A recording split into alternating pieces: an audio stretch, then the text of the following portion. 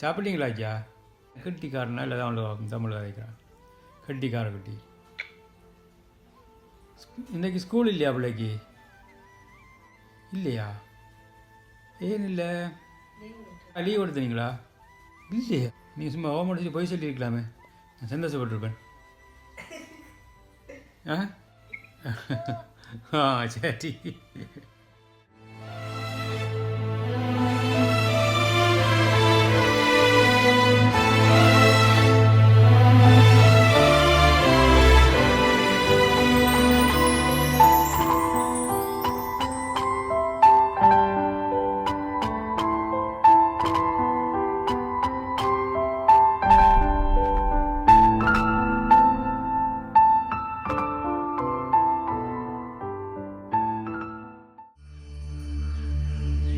இதயம் இதயம் எரிகின்றது, இறங்கிய கண்ணீர் அணைக்கின்றது, உள்ளங்கையில் ஒழுகும் நீர் போல் என் உயிரும் கரைவதென்ன?